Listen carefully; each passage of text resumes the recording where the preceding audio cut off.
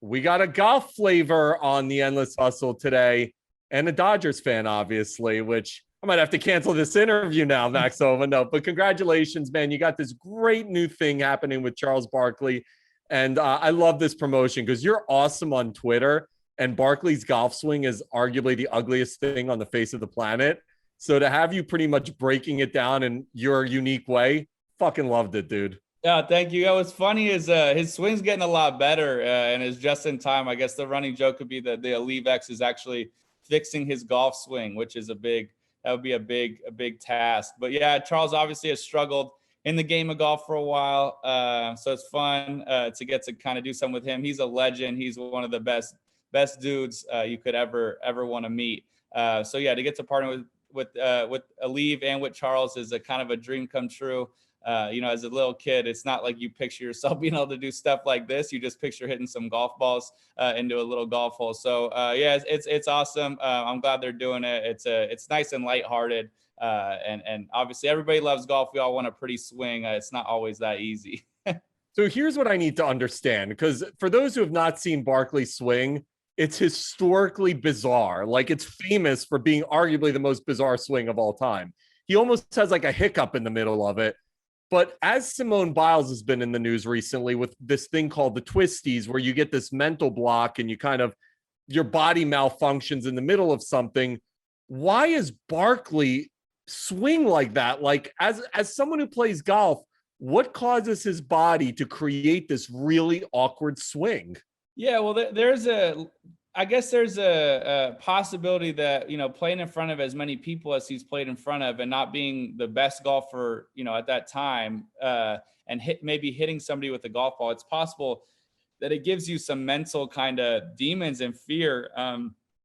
They always say that when you have something like that in your golf swing, it's usually because of something mechanical, physical that's gone wrong first. My guess would be his head used to drop like 1.5 feet, and I feel like maybe his brain realized that like there's no way these two things can correlate, so it just froze up. Obviously, it is weird. It is like, there's a mini there's a mini episode going on in the middle, but you can see him thinking while he's swinging. You can see him thinking like, let me hit the ball. So there's clearly some wires getting crossed there. I don't know how it gets started. I don't want to overthink how it gets started because I'd like to keep doing what I'm doing for as long as I can. But yeah, it's crazy, but good on him for continuing to play golf in like the public eye. Cause I don't know if I'd have the mental fortitude to do that. Have you ever had, like, I had Kevin Na on the show, and obviously Kevin is famous for having that episode of the Yips, but have you ever had a moment where, whether it's like what we're seeing with Simone Biles or Kevin or anybody, where mentally there's been this breakdown moment and you're like, oh shit, I may be done playing golf? Yeah, I don't know about done, but I've had those moments. Chipping, I think, in golf is the most common. The more you think about it, the less it makes sense. And the more you think about anything, the harder it becomes to do. It's like, even if you were thinking about signing your name that we've all done a million times, and if you think about how you do it, you're going to mess it up. I do it all the time. I'm like, oh, wait, how do I do that M again? And then I'm like, oh, no, I don't remember how to write. So it happens. But, at the same time, at least I've been doing this golf thing for so long that at some point, if I just turn my brain off, it's like you can sleepwalk your way to a golf swing. It's kind of like talking and breathing for me. So yeah, I've had those moments, but Kevin Na's was crazy. Yeah, his was, I haven't seen that much in professional golf or in golf in general. But it just, the brain's a crazy, crazy thing. It can really, really mess you up, sadly. And yeah, unfortunately, Charles was in that for a little while, but like I said, it's looking a lot better now. So I'm happy for him because I know it's got to be hard to sleep knowing that that's what your golf swing looked like. I want to talk to you about the brand you're building. And it's incredible because I was thinking about, I grew up during the Tiger Woods era. Tiger elevated golf into essentially a major sport, but then Tiger gets old. He goes through the Tiger issues and golf kind of dropped. Now you have this whole new generation. It's you, it's Bryson, it's Brooks. It's this new generation of golfers who are social media savvy, who are popular all over the place, who've now brought golf back to the mainstream. When you look around at what's happening with the sport, what are your thoughts in seeing this kind of new explosion around the sport? Well, yeah, I think I can't speak for everybody, but I know, at least in my gut, I think a lot of the guys are doing it for the same reasons I am, or their mission is the same as mine, which is just to grow the game of golf. I love golf. I think it's great whether you're an adult to learn about to have business meetings out there and learn about the person standing next to you. I think it's great for kids to learn how to grow up and be independent and think and strategize and kind of, toughen up mentally. Maybe, just games hard enough. So if you can learn those things, I feel like that's great. So I just want more people to play golf. It's why this thing with the Leave is so great for me, because it's cool to see a major company using golf as their outlet to market, right? I mean, that's really cool for our sport. It means that we're going places, and it's fun that we're doing like swing roast contests to grow that. I just think, because I'm lighthearted, I think a lot of us are pretty lighthearted. We want people to see that golf isn't that stuffy sport. It can be, inclusive. It can be fun. There's great public golf courses all over the country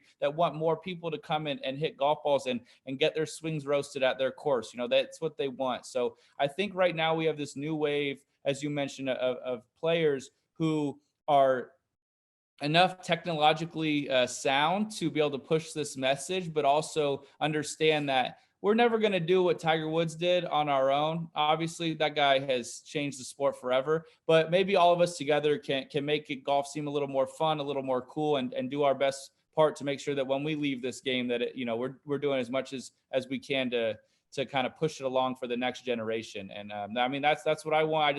I want more people to play golf. I think it's a great game in a lot of different ways.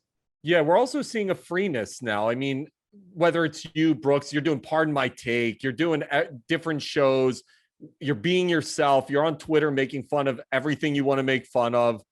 When did you decide that you're going to be authentic? Because golf is such a buttoned up sport. When you look at the last generation, Tiger was buttoned up, Phil was buttoned up, and before him you had Jack, who was super buttoned up. Now you got you guys who were just like having fun with the whole thing. When did you personally realize that as part of your brand, you were going to let it rip and have some fun? Yeah, I think just honestly right from the jump. I've right when like kind of Twitter started and I got a little following, I realized that there's a pretty great avenue to meet and interact with new people. And I don't have a big ego. I don't care who I'm talking to or what we're talking about. As long as we're talking, we're, doing something cool with the, with the golf movement. And I think the other interesting part is like Tiger Woods is not buttoned up and Phil Mickelson is not buttoned up, but the way they're portrayed, it does seem like that. So I have no reason not to be myself. And if at times I want to tweet back at some random person about, the weather, like I'll do that. But I don't know. I've never found a reason to hide from that. I don't have maybe I don't have enough downside to having something go wrong as obviously a Tiger Woods or Phil Mickelson could. But I just have found such a joy out of connecting with so many people and having this odd group of fans that I have too many fans for my level of golf. And I love that because it shows you that if you're just yourself at times and people attract to that, I mean, you create like a real bond. And I know that sounds silly because it's not like we're best friends, but I got these people on the internet that we can all agree that, it's a crazy game of golf that we play, or that Fiji water is far overpriced in airports. Like you just kind of find what people like, and if their likes align with your likes, you can kind of be odd internet friends, and that's a interesting way to think about it, I guess. But I don't know. I see no harm in that. You've gotten to do this with Barkley now, but there've got to be so many dream experiences that you have in your head. So what does the dream experience for Max Homa look like? Course, person you're playing with, shit you get to experience. What is that dream experience? I just want to play golf with Tiger Woods. That's all. I was fortunate enough to get to talk with him a little bit this year. And unfortunately, obviously he had a crazy injury and accident. So I don't know if he's going to be able to play golf again. But if he ever did, that's all I really want in this game. I've got to do some pretty cool things. I've played all of the golf courses. I'm doing this, swinging to a Leave X with Charles Barkley. I mean, like these are all really amazing, kind of pinch me moments, but I've never gotten to play golf with Tiger Woods. that is the next biggest thing that I could think of that I'd love to do. There's a great movie coming out. The trailer just got released yesterday. It's called King Richard, and it's Will Smith is playing Venus and Serena Williams' father, Richard Williams. And it's really a study of how he raised them, drove them to become what they became. And essentially, if you push people hard enough, you can overcome any circumstance. For you, who was the person that really pushed you throughout your childhood and young adulthood to turn you into a professional PGA golfer? Yeah, it's interesting. I think about that kind of quite often.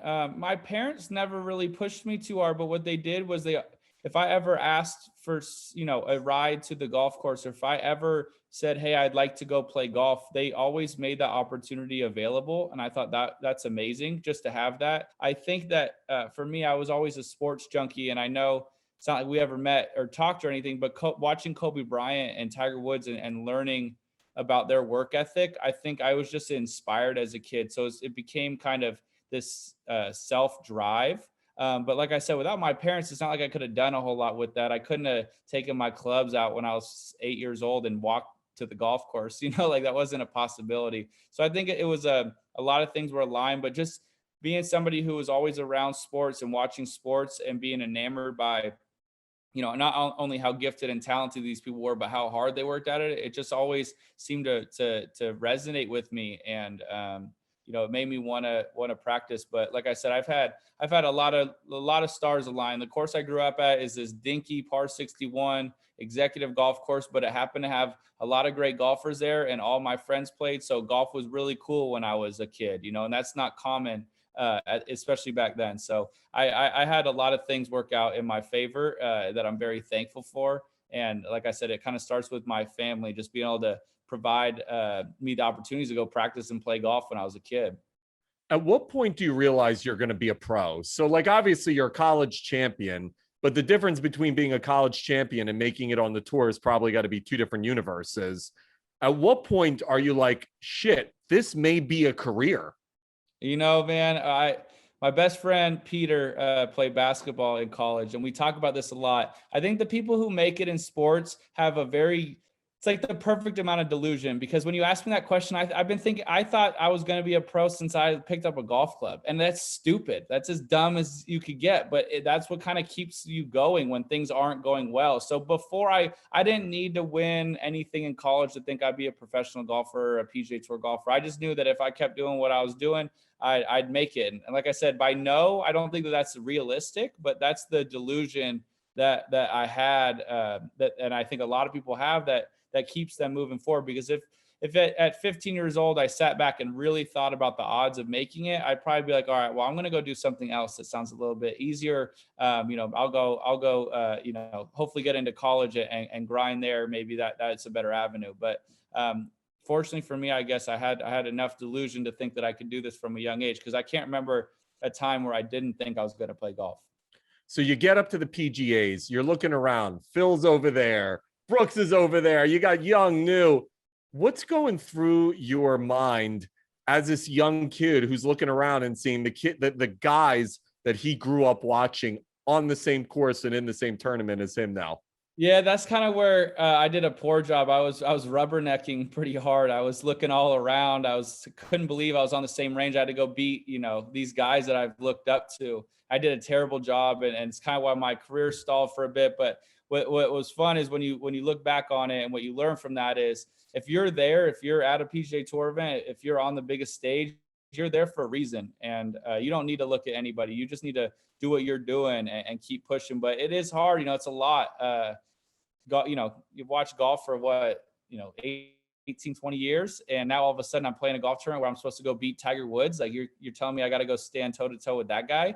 But that's the fun of it. That's the cool part about the game is, your heroes, kind of your the legends of the game. You can play golf so late into your life that you'll go play against those people. Still getting to play against Phil Mickelson. He's 51 years old, still winning majors. I mean, that's amazing. So to have the opportunity is great. But I did a poor job of it in the beginning. But now I'm excited about it. Now I'm enjoying being around them and getting to compete against them. How do you handle when you get to talk to a Phil? Like I get to talk to famous people all day and it's the coolest thing ever, but you become immune to it. But when you're new to it, you're like, this is the coolest thing ever. So when you like talk to Phil for the first time or talk to Tiger for the first time, how do you process what's happening?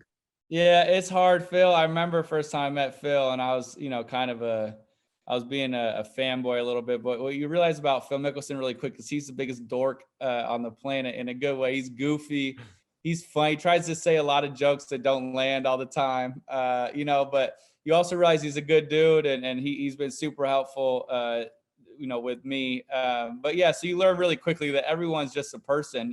I mean, you might get a little more nervous. There's obviously a lot more hype when you go talk to Phil Mickelson for the first time, rather than some, random guy. Tiger still makes me a little nervous. He's very intimidating. But for the most part, I don't know, it kind of goes to the same thing we just mentioned about going on the range for the first time and seeing all those guys. It's like, at some point, you just got to trust yourself and talk and just be you. And if he doesn't like you, then he doesn't like you. But if he does, then, maybe you guys can go play some golf. But like I said, Phil's awesome. He's funny. He's goofy. He's honestly a pretty normal guy. We see him in the match, try to, drop a bunch of jokes that sometimes are funny and sometimes aren't great. So you just let him, if you let Phil talk for a while, I think he'll end up, you'll weasel your way into the conversation. And by the way, he's the most notorious bettor on the planet. He literally, from everybody I've ever heard from, is trying to win money off everybody and everything. It's like the Michael Jordan mentality. Let me bet you on every single thing happening at the moment. Yeah, there's a reason he's really good. I think he's got a match with Joel Damon, Keith Mitchell, and Harry Hayes coming up at Liberty National. So I'm curious to see how that goes. All right. So moving forward, you win your first tournament in 2019. You win Wells Fargo. What's your mentality at that point? You overcome the hump. You win a major tournament, not a major, but a major tournament. Are you like, all right, shit's about to start moving? Or is it like back to the drawing board? What happens after you win the first one? A little bit of both. I think that mentally you are like, okay, like there's no reason why I can't do this all the time. Once you do it once, you can do it. But there's this weird twist to that where now that you can do it, you wonder why you haven't been doing it or why you're not doing it the next week. So it's not quite to the drawing board, but you try to keep piecing together what went so well that week that allowed you to get over that hump. So it's a little bit of both, but that's golf in general. It's always a blend of the mental and the physical. But I do think that when you win your first event, it gives you just so much confidence to know that you're doing the things that are required to win and to succeed and that you belong out there. Because before you just don't know if you have it in you. So once you know you have it in you, at least it gives you some, relief to know that if you just keep grinding away and doing what you're doing, you'll have more success in the future. Let's talk about Barkley because I'm from Philly originally. I grew up with Barkley. I've known him for a long time. He off the cuff is one of the funniest dudes on the freaking planet. So when you get to actually do this with him, and he's probably dropping Barkley one-liner after Barkley one-liner, what were some of the funny moments that you got to experience with Barkley being Barkley? Well, so I had to leave and I go to where'd I go? US Open. I go to the US Open and he's finishing up filming his part, his second part or whatever. And I get a text from him and it just says, no, sorry, I got a text from somebody that was on site and they're like, hey, Barkley wants to text you. Is that cool? I said, yeah, he could text me. I just played bad at the US Open. And I was like, oh, yeah, cool. Like I was excited, Charles Barkley's going to start texting me. We're going to be best friends. No big deal. And I get a text from him and he just said, hey, Max, I just want to let you know that I saw you, you've been making fun of my swing, but I saw you miss the cut again. Like you suck. And I was laughing. I was like, this is so perfect because I think, like you mentioned, the thing we all know about Charles is he's probably the funniest person off the cuff, like you said, of anybody I've ever met. He's super witty and quick, but he's also really nice. So even when he makes fun of you like, it's like a big teddy bear making fun of you. It's like you don't really take it too serious. But getting to do the whole thing, like I said, it's a pinch me moment. He's a legend. I think so many people remember him now as like the funny, really good guy who's on TNT. But like Charles is also like one of the best basketball players I ever saw. So it's just like it's crazy how those worlds can collide in the game of golf. Yeah, the fascinating thing with Barkley, by the way, I hope you responded. Nice championship rings you have on your hands or No, 'cause something to I don't real. have any either, man. So Yeah, but you got to rip him back. He loves that shit. You got to absolutely destroy him. Be like, I love the rings, buddy. yeah, But next that's the thing with Barkley. The more he rips on you, the more you're in the club with him. It's like the comedian's mentality. The more they make fun of you, the more they actually like you. Yeah, that's exactly right. That's basically what we're doing with these swing roasts. You know, when you tag a leave and you hashtag the swinging to leave X and hashtag sweepstakes to be involved with us, you're gonna get to be in the club of people that Charles and I have roasted. You know, you get to have that as a badge of honor that Charles Barkley, who has, you know, arguably one of the worst golf swings that's ever been videotaped, will also be making fun of your golf swing. So you have that badge of honor to take on. And yeah, that's the thing about, you know, my friends, at least. If we make fun of you, we like you. That's a good thing. If I'm not making fun of you, I don't like you. So one of the main reasons that I started this show, Max, was to talk to successful people in all genres about the mentality and the principles that help them achieve their success. So my question to you is, what are the daily habits and principles that you incorporate in your life to continue to elevate? I think structure is important. I think having a plan, a daily plan of what you're going to do or what you want to accomplish is very important. And I think self-awareness, I know this one's hard to learn or teach, but I think having a self-awareness of knowing, hey, like really being honest with yourself. Hey, am I doing what I think I need to do to accomplish my goals? And if there's an inkling of no, then you need to reevaluate what you're doing, because I think it's very easy to wake up in the morning and even if you're on a diet and your first thought is, do I have eggs or do I have a muffin? And if muffin kind of sneaks in, you eat a muffin, it's not the end of the world, but you're not doing what you need to do to accomplish your goal. So for me, every single day, that's golf. It's even if I go to the range, it's, am I attacking the things that I think I need to get better at to be the best player in the world? And if I'm being honest with myself, there's some days that I wasn't, but that's okay. You just need to keep that self-awareness up. And like I said, if you have a structure and a plan along with that, I feel like that's how you just kind of keep getting a little better every day.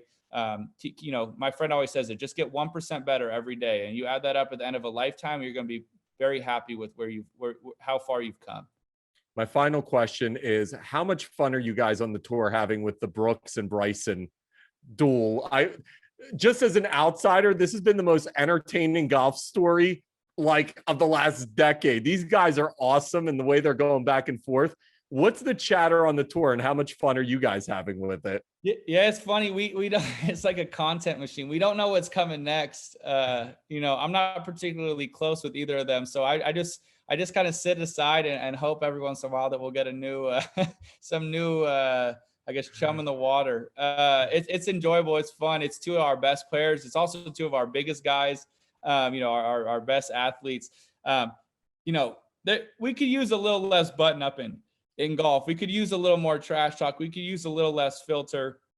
You know, that's where Brooks has been really amazing for our game. He's really pushed it along by you know, not being afraid to say what he wants to say, and he's doing it to Bryson, and it's funny. I don't know. I don't know what's coming next. Actually, I'm glad I don't, because it's always exciting. But you can hear the Brooksy yells from across the golf course at times. So they're going back and forth, and they're also both playing some really good golf. So I know that it's the only way these rivalries kind of continue is if both players are playing well. And I think that's the cool part, is they're both battling week in and week out to win tournaments. So we'll see what's next. I don't know. They're keeping me on my toes. It's literally like that Michael Jackson meme where he's eating the popcorn in the theater. Every day you're waiting for something. And when I was at Memorial and Brooks dropped the Michelob video, yeah, it's that. You're just sitting there. I like Lisa. I was just like, Lisa's isn't about me. Like, I can just go enjoy whatever's happening between these two guys. Awesome, man. Congrats on the Alleviate X campaign. Barkley's the man. Super entertaining stuff, brother. And thanks for coming on the show. You're awesome, dude. Yeah, thank you very much. Take it easy. Take care, brother. Later. Yeah.